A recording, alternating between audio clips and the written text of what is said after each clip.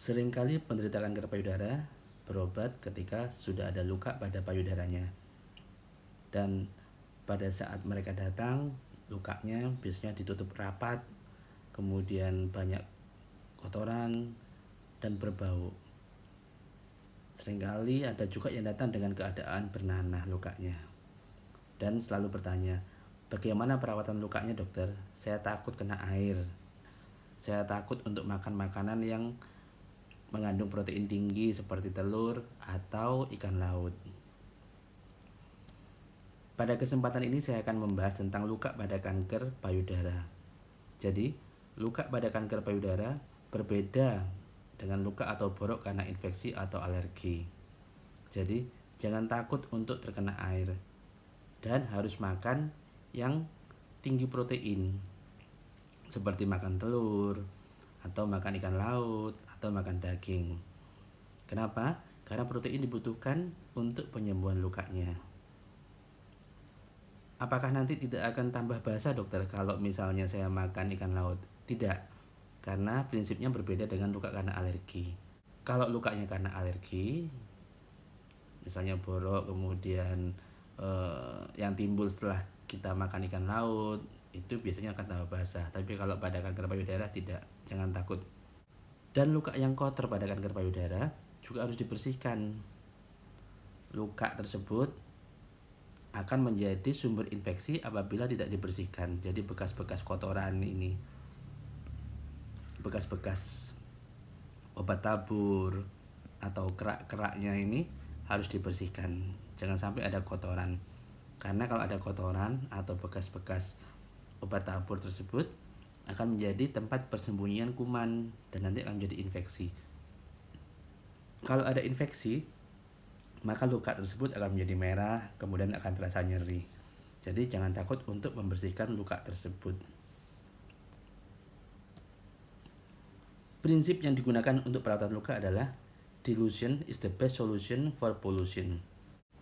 Artinya adalah semakin kita banyak memberikan cairan atau menyemprotkan cairan kepada luka, akan semakin baik hasilnya. Jadi jangan takut untuk membersihkan luka tersebut. Cairan apa yang bisa digunakan untuk membersihkan luka? Ada banyak pilihan. Bisa menggunakan cairan infus, bisa menggunakan Rivanol, bisa menggunakan betadine. Tetapi harus dipertimbangkan manfaat dan biayanya. Cairan infus kita harus beli dulu. Rivanol juga butuh biaya karena kita harus beli dulu. Betadine juga demikian. Sedangkan manfaatnya hampir sama karena prinsipnya adalah pengenceran. Jadi tidak ada yang satu lebih bagus daripada yang lainnya untuk perawatan luka pada kanker payudara. Yang paling efektif adalah air biasa. Apakah harus dimasak terlebih dahulu, dokter, supaya kuman-kumannya mati? Tidak perlu. Yang penting prinsipnya adalah airnya harus mengalir. Jadi dari keran yang dari PDHM itu bisa dipasang selang, kemudian bisa disiramkan ke lukanya perlahan-lahan. Urutannya adalah yang pertama, basahi kasa atau penutup luka dengan air yang mengalir. Tujuannya adalah ketika kita membuka kasa tersebut sudah tidak lengket pada luka tersebut. Kemudian tunggu selama beberapa saat, penutup luka dibuka pelan-pelan.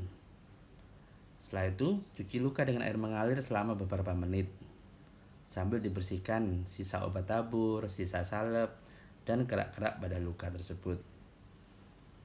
Setelah itu bisa dikeringkan dengan handuk yang bersih dan luka bisa ditutup kembali atau dibiarkan terbuka.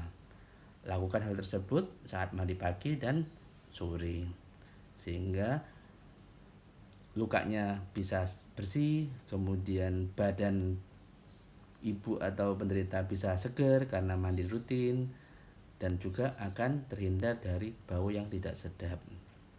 Demikian prinsip perawatan luka. Jadi yang paling penting adalah usahakan luka tetap bersih, gunakan air mengalir, dan makan tinggi protein, dan jangan takut untuk makan telur atau makan ikan laut. Semoga apa yang saya sampaikan bisa bermanfaat bagi kita semua. Tetap semangat, semoga kita semua selalu diberi kesehatan. Amin.